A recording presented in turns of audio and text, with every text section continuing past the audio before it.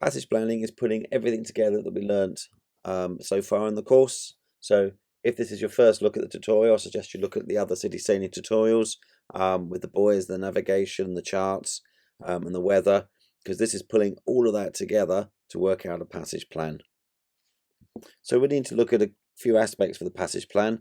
If we're doing the Yacht Master, we put it into stages with the appraise. So we appraise everything beforehand, and this is stuff that won't change, such as tides and charts. Plan, this is a few days beforehand where we can add the weather. And then when we go, execute your passage, and the last one is monitor. So when you're on your passage, you monitor your passage. Let's have a look at passage planning. Let's have a look at the stuff that we need to pull together. Here we go. So we want to look at the boat and the equipment. So is the boat fit for the passage that we're going to do? Let's have a look. So not all vessels are suitable for passages. You need to consider the size and the type of the boat. So something that will be really difficult for a 22-footer in a strong breeze will be really comfortable in a 70 or 80-footer in the same breeze and the same conditions. So we need to consider the suitability of the craft for the passage that we're looking to undertake. State of maintenance. So a sailing vessel that's been poorly cared for can be stressful as well as dangerous. So we need to know that the vessel is maintained correctly and fit for that passage. Safety equipment. Well, we've done a whole section on safety equipment. If you haven't looked at it, I suggest you pause now and have a look at the city sailing tutorial on vessel safety equipment here, and also personal safety equipment. So we need to make sure we have the safety equipment on the boat and the correct safety equipment before we go on our passage. Navigation information. Make sure we have the up-to-date charts. Those charts have been corrected. We have all the publications we can get hold of. We've got the tide tables, and we'll have any local publications or books that are specialist to that area. Electronics. Are they all working? Have we checked them all? Is the log working? Is the echo sounder working? Is the VHF working? Have we checked it? Is the GPS working? Is our ship's battery fully charged? So that's the electronics. We need to check that before we go. Obviously, some boats have different electronics. Some have more, some have less. But we need to check it before we go. Domestic equipment. This is quite often neglected. I quite often go away and do Yacht Master exams for schools on vessels. And this is the area that is super important and often neglected. Sometimes you get 8 hours into an exam and you haven't eaten anything or had a cup of tea. That is a skipper failing in their task on their passage planning. So adequate cooking and eating equipment and adequate consumable supplies. I wouldn't recommend, I don't think that's wine there, I wouldn't recommend wine, but I would recommend you've got the water. Make sure you've got gas. There's nothing worse than starting a passage and there's not enough gas and the cooker goes out and you can't cook your food, and more importantly, you can't get a cup of tea or a cup of coffee.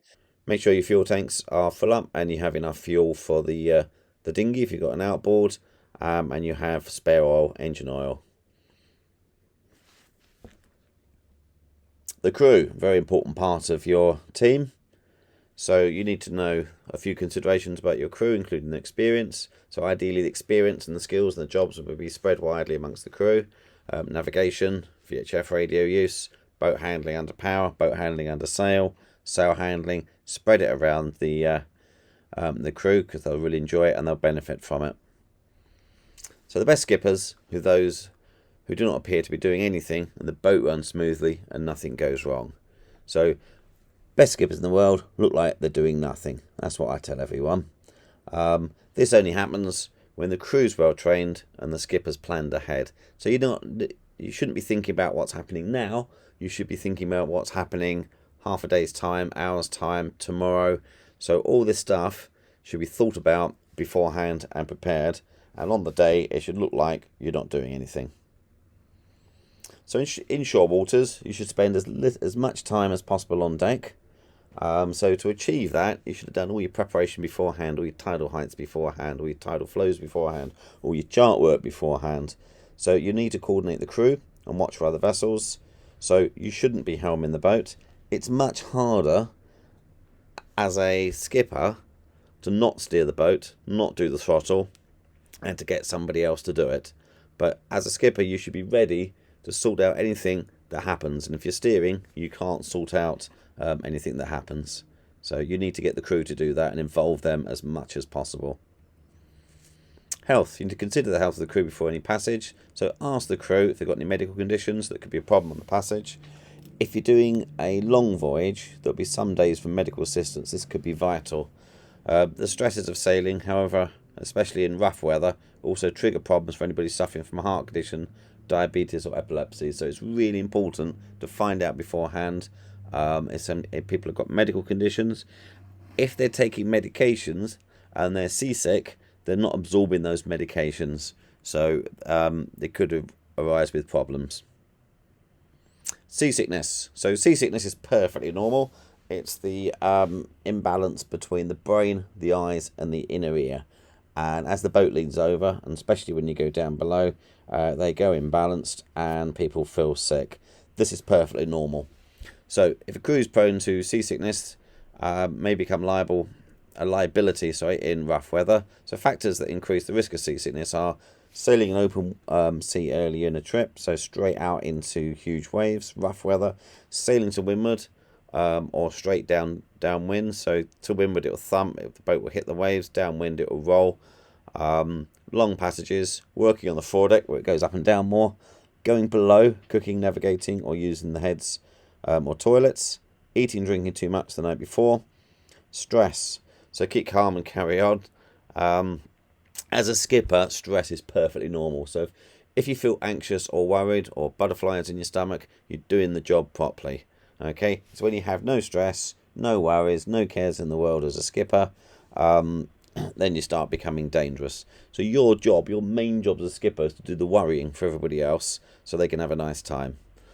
Smell of diesel and other smells below. So any other smells below or diesel make you feel seasick. So the way to try and stop seasick, keep warm, keep active, lots of fluids, and make sure you eat. So the crew's desires and expectations. So to keep a happy crew, ask them what they expect and what they'd like to do. So their expectations vary a huge amount. Some people are happy change your head sail in the foredeck in a full 7. Other ideas of a good cruise or trips with lots of shore time. So find out beforehand what people want. They may not want to go sailing for a week without stopping. So find out and help the expectations of the crew. Crew compatibility. So on a small boat in bad weather, conflicts between crew members can ruin a cruise. You're in a small area. You can't nip out for a walk. So try and find a crew where everyone is able to work together. The skipper, that's you. So, limitations of the skipper.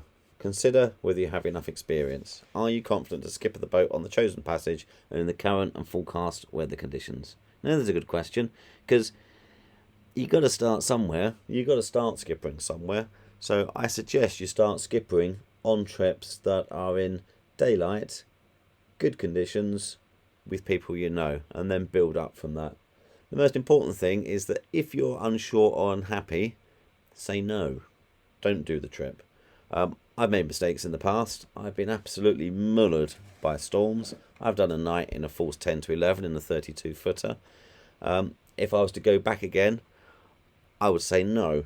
So I'd much rather sit in a harbour and call the forecast wrong than go out and have a horrendous time. So the ability to say no and the ability to understand your limitations are paramount as a skipper.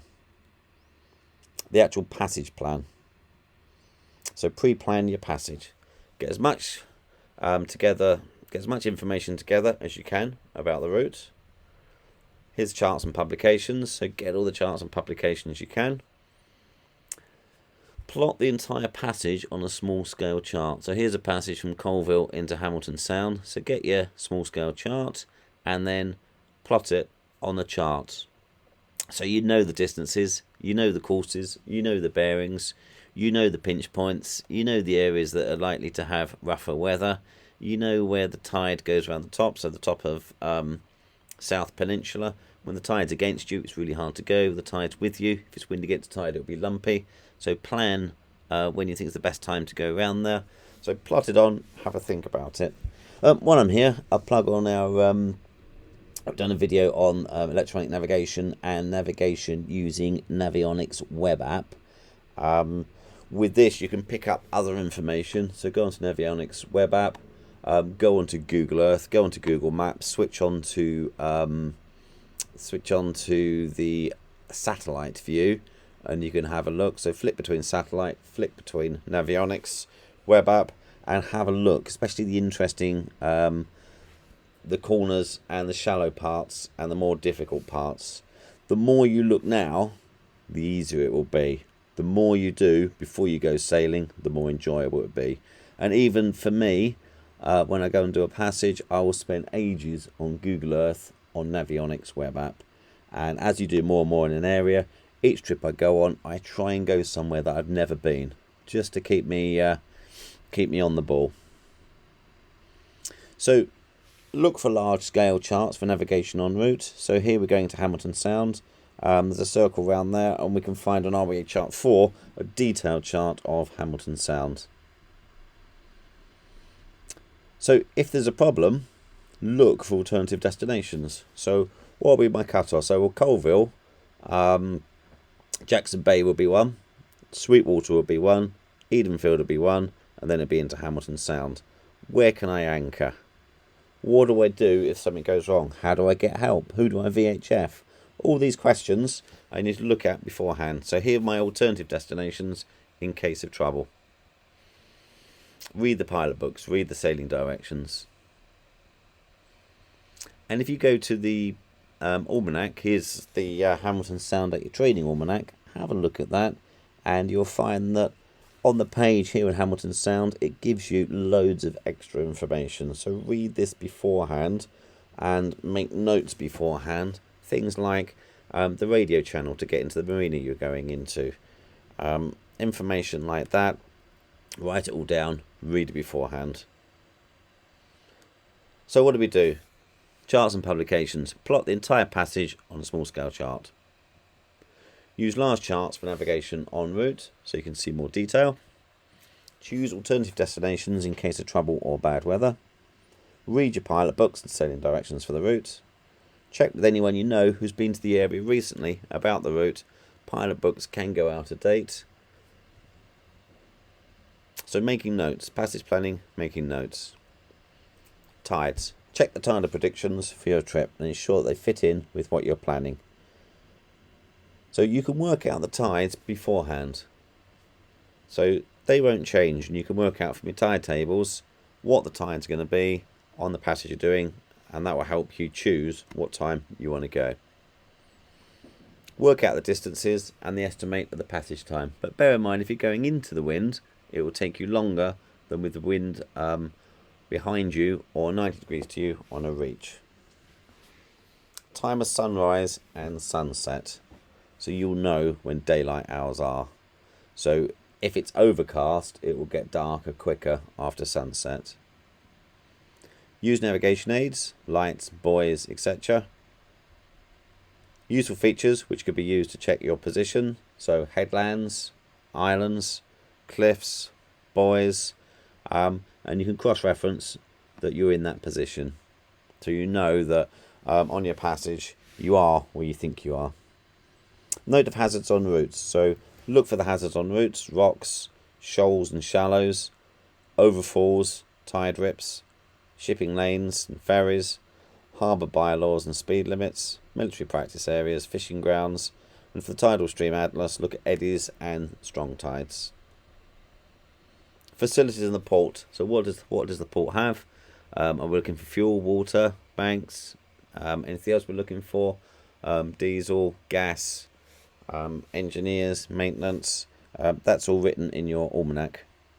Local events, regattas, races. There's nothing worse than going to, say, Oban, and they've got the end of Tarbert week with 50 yachts all tied up in Oban, and you can't get a berth. So check for regattas, and also certain areas. Same again in Scotland. You can get a list of when cruise liners are in certain ports like Tobermory. You wouldn't really want to go to Tobermory when there's a cruise liner in, because there's so many extra people in town.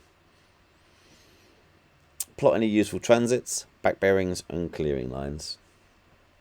So here we have a clearing line.